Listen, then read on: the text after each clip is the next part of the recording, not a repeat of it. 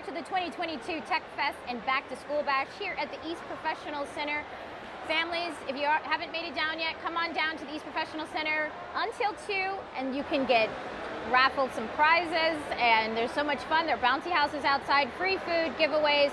I did see Mustard Onion and all of the Guardians mascots, they're here. The Cavs dancers are here, and you get a special appearance by some of our CMSD cheerleaders. So come on down for a great time. While it is a great time, it is also a time to make sure that you're setting yourself up for success when it comes to the new school year. So CMSD students, bring your devices if they need to be repaired or connected to CMSD resources. And speaking of a vital resource at CMSD, it is the FACE department. Joining me now is Tracy Hill, the Executive Director of the Family and Community Engagement Department. Welcome. Thank you, Daryl. So nice, exciting to be here, isn't it? Yeah, it is. I mean, it's a great vibe here in this gymnasium. You guys have a table. Just talk to me about, setting up the year for success when it comes to working with families to have students be successful during the school year.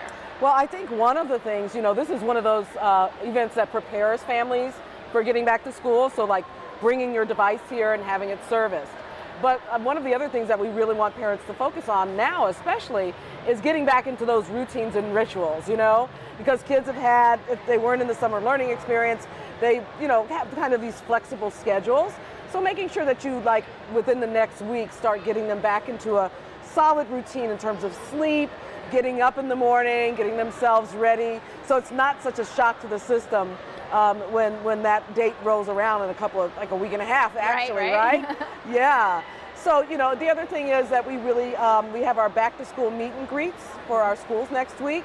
I know our early start schools have had theirs, but all of our other traditional buildings are having their back to school meet and greets, and my team helps them plan those events at the schools. And that's an opportunity for our families to go to their schools, meet their educators. It's also going to be, many of the schools are planning events similar to this with bouncy houses and DJs and dancing. They also can pick up, we ordered school supplies for every student in the district. Nice. So they can pick up free school supplies. And like I said, it's an opportunity to start building those relationships that are really, really important when you think about families and schools partnering together. And let's just talk about those relationships and building those bridges between the families and the schools, and just why is it so important for that to happen, to make sure that the students have a great school year? Well, I think especially to support students, the students need to know that their parents are engaged. They need to know that their teachers and parents are working together.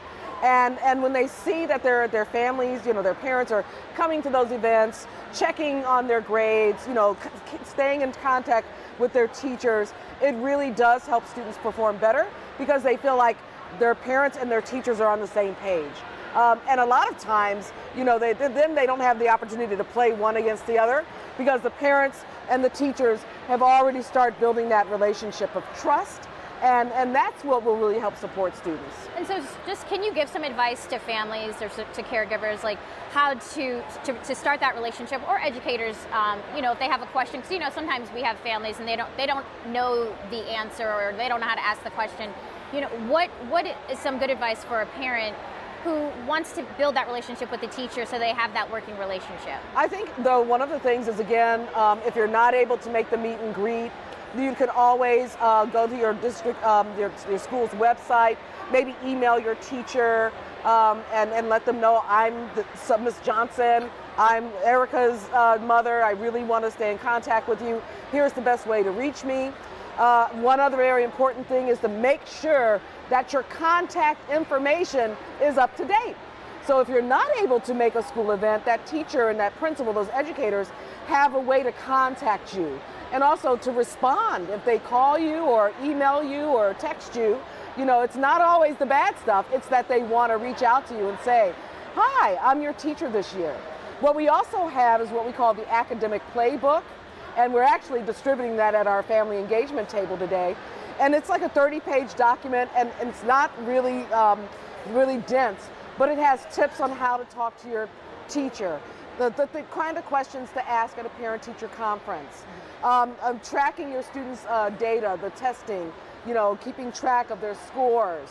It has all of the different resources that are available in the school district and the contact information. And it's just a really nice book. We also, we have it here at our table, but we also distribute it every year for our pre-K-8 families at their open houses, which are occurring in September.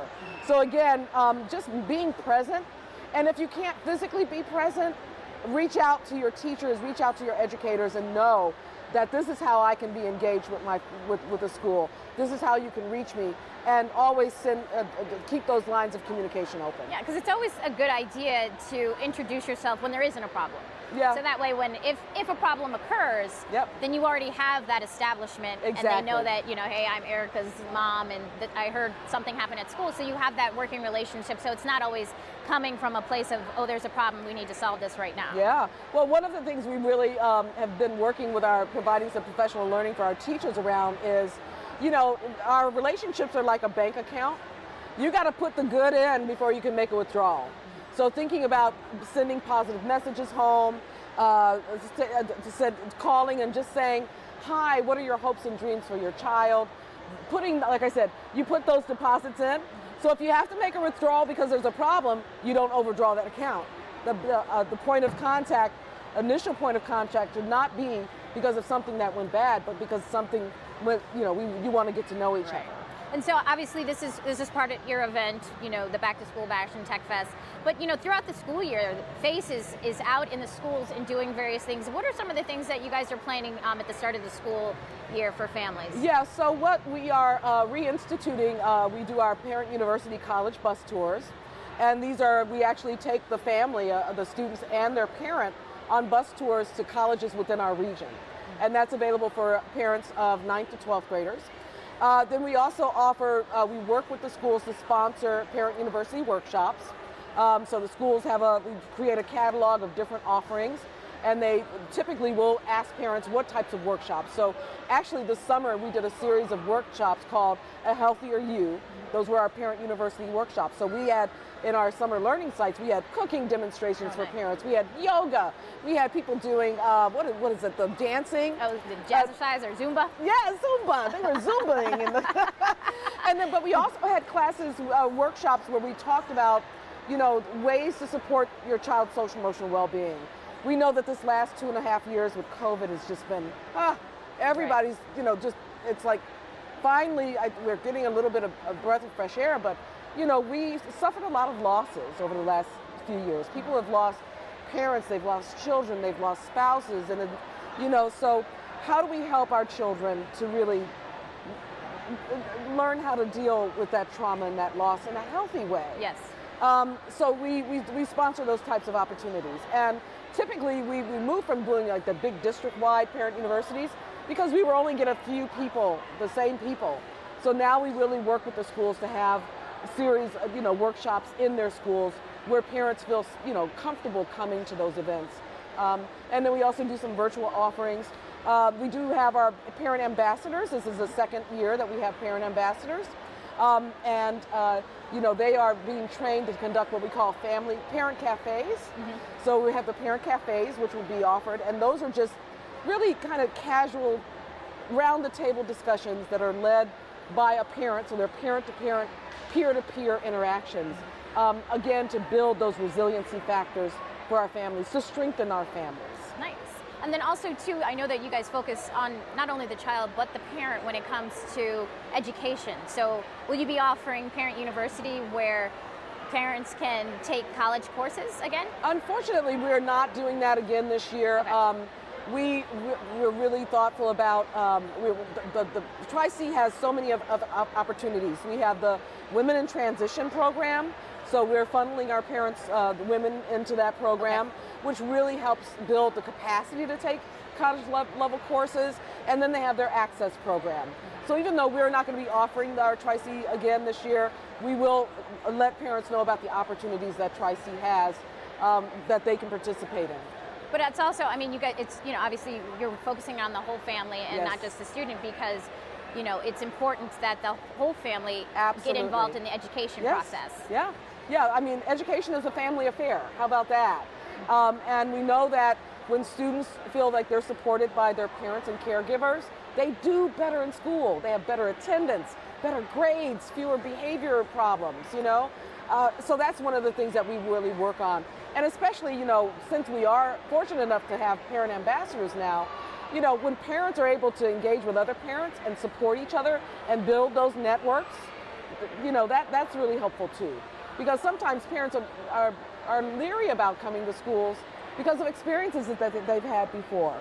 So we're really looking at how can we make our schools more welcoming places where parents feel they can come and be a part of that family, that school family. Wonderful. Well, Tracy, thank you so much for all that information. Again, come on down to the Tech Fest and Back to School Bash here at East Professional Center.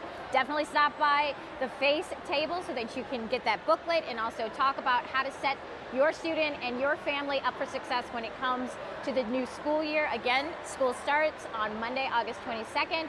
Come on down here and get your kids excited to go to school this year. So, and if you can't make it this weekend, we're having another one next weekend at Max Hayes High School. Excuse me, I'm Bless sorry. you. And so just get excited about school because the new school year is coming, it's fast approaching, and we want everyone to have a successful school year. We will be back in a few minutes with more interviews. All right.